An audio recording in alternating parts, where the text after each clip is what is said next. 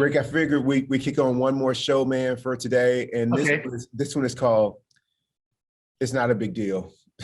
don't don't make it a big deal. You know what I'm saying? And so, I was just thinking about something that you said. Whenever I get worked up and I take something seriously, like somebody cut in line, or whatever the case may be, man. I don't need a whole lot. I don't need something to be really significant for me to make it a big deal. It can be a very small thing, and I do. And whenever I get worked up, man, or I feel like I didn't do something as well as I could, or there's someone to blame, I just go, just go what you tell me all the time. You go, Keith, none of it matters, and it's all going away. Dude, I must quote that when I find myself getting worked up over something that's trivial. Flight change got canceled. I missed a return deadline on something that I bought, and they're honoring their part of the agreement, and I'm upset that they won't give me, a pass. Whatever the case may be, a speeding ticket, you go, Keith, and in my ear I hear this, Keith, none of it matters, and it's all going away. Dude, I don't make anything a big deal, man. Keith, you got to give this big presentation with all these people. Or Keith, the audio visual equipment is not working. The internet is sketchy. Whatever else, we might be down. You might not. Don't make it a big deal. It's not a big deal. It's really not a big, my hair is not right. They cut it off wrong. I didn't get my dog right. Stop it. Just stop. I just feel like the universe is looking down and it's just like, look at these folks. Look at them just carry on. Up in arms, like, oh my God, let's get the mob together. There's gonna be a hanging today. Hold on. What's that quote by Mark Twain, Rick, that's about hanging? What is it? Oh, yeah. It says nothing concentrates the mind as well as a hanging in the morning. If you know you're going to be hung in the morning, you be focusing on other things. Exactly, man. Like none of this is a big deal, man. So when you think about that, Rick, and you said it to me like, Keith, let it go. It's not a big deal. I see people come into the workout, man, and they are losing sleep over coming to a workout. Like, dude, it's not a big deal. Just come in, do your best. It's all good. You fail, you stumble. Okay, get up. It's not a big deal. Everybody saw me. Everybody's looking at me. Dude, stop. It's not a big deal. So what I've really made all about that. Even when we were, the pandemic hit and Mayo Clinic let me know that they had to let me go. And letting me go turned out to be not just 2 weeks, but a year. And I remember saying to myself, it's not a big deal, man. Find some other way to contribute. And I volunteered for a year. It's not a big deal. So that just really helps me. And what are your thoughts, Rick? Oh, Keith, that's great. I think detachment and letting go is great. Now, I don't want any of the viewers to think that means you don't make an attempt to try to solve a problem that's bugging you or something that's affecting your family or doing what's in your ability to control or to try to manage. You don't just simply stop and not address the problem. I think what we're talking about is something different, which is an obsession about something that either can't be changed or a circumstance that's in your life that you didn't bring about and that there's no way out of, that has to work its way through something that you can't do to change it. So my feeling is that, as you say, there's very few things in life that you can have an attitude about that will be better than stewing about it or living in a state of obsession or a state of discomfort or depression about it. That's not going to serve you. My feeling is that, it's not only a matter of deciding that it's something that needs to be let go, but it's a practice that requires you to have two conflicting ideas in your head at the same time. One is that this is really, really important. I've done everything I can to solve it. And now I have to let it go because outcome is beyond my control. So you let the outcome, that's the jury decision. That's the universe's decision. That's not yours. I do everything I can to do what I can to solve it, to make sure that it's My best self is acting in a way that puts all of my skills on showcase to get it done. But once that's done, outcome becomes something else that's not yours, and then you can relax, and at least to the extent you can relax and let it go. My feeling is that if you get to that point where you feel like you're at the end of the rope, I do this for myself. I say, okay, let's suppose I lose this trial. And let's suppose the client files a malpractice lawsuit. And let's suppose the malpractice lawsuit results in a judgment of $1 million against me. And let's suppose that my malpractice carrier doesn't want to pay it. And you go through all of these permutations and you keep saying something like, and then what? And then what? And then what? And you get to the point at the end of it, it's like, well, maybe I'll have to, do some things I don't want to do, or maybe there'll be some consequences that are crazy, but I'll still have my life. I'll still have my wife, or I'll still have my child, or I'll still have whatever it is. You get to the point when you start spinning all these wild craziness stuff in your head out, that none of it really matters. I mean, all of those things are important, of course, but you do what you can with them, and then you let it go. But the little stuff, that's the obsessive stuff that'll just kill you. Somebody said that, if you go through a forest and you take a look at what the damage has been done to trees, what's causing most of the deaths of trees, it's not like a single boom lightning bolt, like let's say a terrible thunderstorm and a lightning bolt comes out and hits the tree and then it kills the tree. That's usually not what kills trees. Usually what kills trees is a constant flow of little ants and little grubs and little termites that come up and eat the life force out of the damn trunk, and that goes up to the branches and eats the leaves. And eventually, after 150 years of being eaten every day by a little tiny bit of microcosm animals, that damn tree, who might be 400 years old and 20, 30, 40, 50, 100 feet tall, dies. So my point is that it's like that with humans too. We get into this idea, like with my example of I lose a case, I get sued for malpractice, I don't have malpractice insurance, or my carrier doesn't want to pay it. Those are all lightning strikes. That stuff never happens, or rarely happens. What really kills you are the little ants, are the little grubs, are the little things every day, the little worries, the little garbage nonsense that you let into your life. And that little garbage nonsense eventually causes you internal harm that prevents you from living a happy life and being kind to others and to yourself. You don't even notice it because you don't see it, right? It's like aging. I never looked like this until lately, right?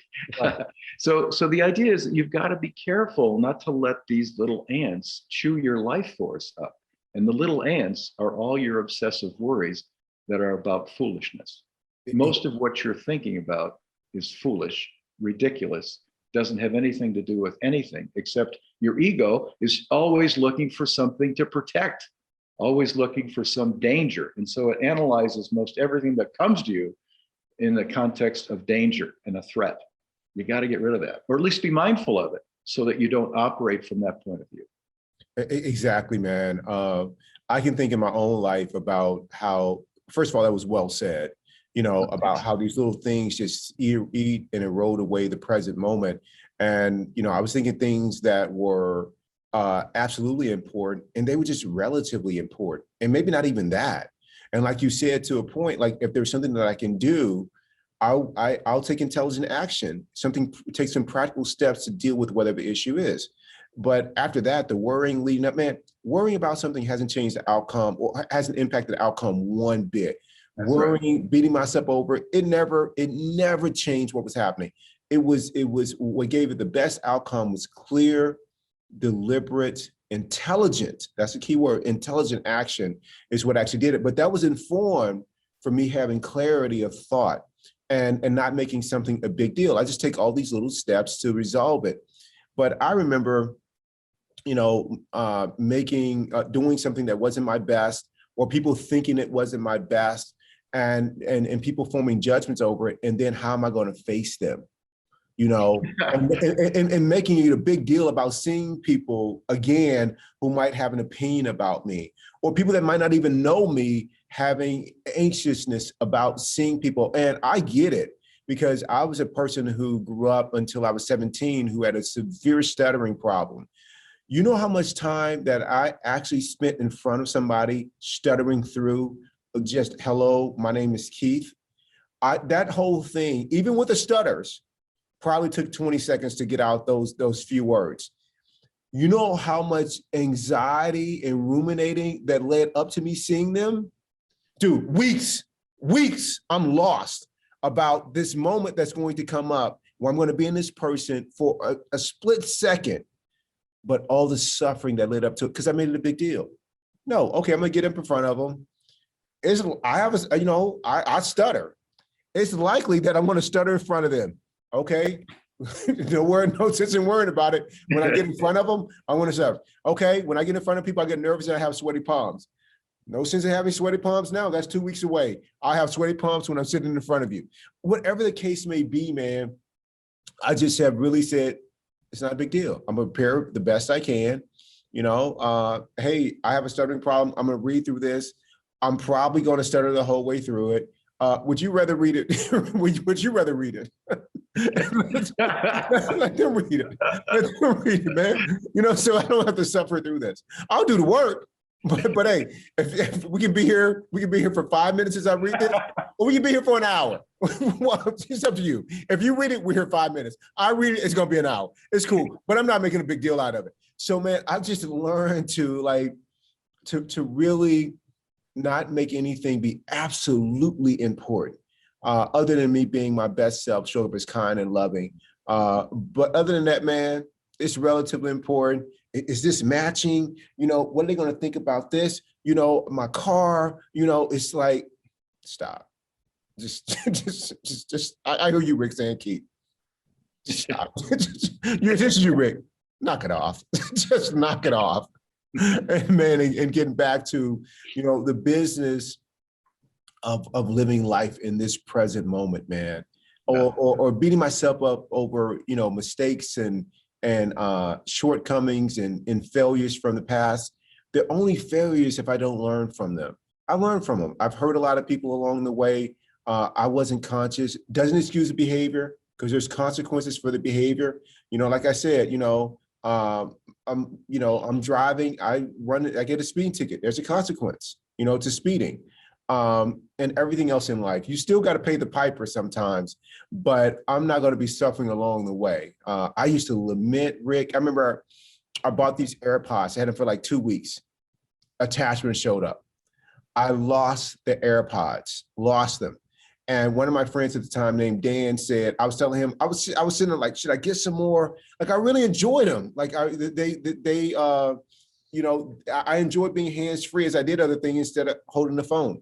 And so I remember just carrying on about this for weeks. And Dan said, why don't you just go buy another pair? Dude, they're $150. Like, dude, they're $150. He's like, okay, then keep complaining, keep mourning the loss. Keep mourning the loss. You know what, man? I went down after I left him. I went down and bought another pair of AirPods, and I didn't complain about the extra 150. It was worth the silence. It was worth the silence of the ego shutting down to go ahead and do it. Because that was like 4 years ago. That conversation would have still been going on right now. And so it's like, dude, it's not a big deal. It's only money. Just go buy another pair. So I've just really learned to stop making things a big deal. Okay, your kid doesn't want to go to college. Okay, all right, you've done what you can do. Don't make it a big deal. Yeah, like everything, man. So before we go, Rick, what's one thing really quick that you used to make a big deal of and you no longer do? Oh, I think worrying in general, I think I'm much better at managing worry. And I do a little trick about it, which is, I say, don't you schedule worry time? You told me that one time. That's what I did. Dude, share this with the audience. Okay, so I got a trial coming up in about a week and a half. And yeah, I'm working my way up. I've done 50 jury trials, so I know what I'm doing. Everyone's different. You can't take them for granted. I work my butt off putting them together, and I'm doing that right now. But I still worry. I still think, yeah, what about this witness? What about this rule? I don't know this judge. There's an issue about this or that. You go through all the checklist of horrors that could happen. Right, and there are many. But the way that I get through not having to worry about it is that I always remind myself, well, the trial's not until 10 days. So here's what I'm going to do. I'm going to, I set aside and I pull out my day timer. And I still use a day timer. I don't like computers to do this. I don't trust them. I always write down in my day timer what I have to do. So I'll pick a date like the day before the trial. Usually I don't pick the day before, I pick the day of, because I want a good night's sleep the day before. So I'll pick the morning of the trial. I'm going to get up early at 4 a.m. and I'm going to reserve 20 minutes, and I'm going to be very scared and nervous and anxious. And I'm going to notice how terrible a lawyer I am, and how unable I am to communicate, and how foolish I'll look. And I'm going to go through all of those things. And I write them all down. I want to make sure I worry about this, worry about this, worry about this. And then at 4 o'clock, I'm going to spend those 20 minutes, but not now. So usually, oh, okay, well, if I've got a calendar, then I can kind of let it go, and I'm not going to have to, spend any time on it now. That works for me. That may not work for you, but that works for me. And sure enough, when 4 o'clock in the morning comes, I'm sleeping. So I miss the whole worry cycle to boot, so you get a little benefit because I'm not getting up at 4 to worry. So you skip the whole exercise of the worry. The worry is only good because it motivates you to do something that's positive. The worrying itself is baloney. It's just silly. And my feeling is, when you were talking earlier about the stuttering, that was a very heartfelt story. I could feel how you felt about that. All of us have warts. All of us have things that we want to hide from other people. But by making sure that we don't hide them, that we show up with our warts, that gives another person an opportunity to be generous toward you. So when I was listening to you talking about the stuttering, I was thinking, if I were across from you and you were stuttering, I would do my best to give you positive nods and encouragement and to help you get through that. Just as you would give me that same feeling if I were not doing my best at something where I felt vulnerable, like maybe not doing spin very well, or not being on the squat rack properly, or some emotional issue that you don't have that I do, you could help me work through it. So my point is that all of those things that make us vulnerable as humans, we all have. Now, I may not stutter, but I got something just as bad. And the more I push it down and try to make it not work, the worse it's going to be. It's better just to show up, right? Yeah. Show up. Forbes magazine years ago did a study about what made successful people successful. And one of the things that they said was, if you, something like 70 or 80% of the people who are successful, well, that's wrong. It's 100% of the people who are successful started out by not focusing on perfection. In other words, perfection can be the big Achilles heel that we all have, because we think, like with the case of you saying people are worried about showing up for workouts because they want to be perfect, or they want to be able to lift as much as the next person, and so forth. Whatever that perfection quest is, that's getting in the way of you being effective. Yes. Perfection is a pain in the ass. And honestly, perfection is a big problem, especially for us A-types. If you can just get to the point where you're going to say, I'm going to show up, and then I'm going to see what happens. Yeah. And just trust yourself to do that. A lot of what happens goes away. A lot of bad things that you were thinking about that could happen go away.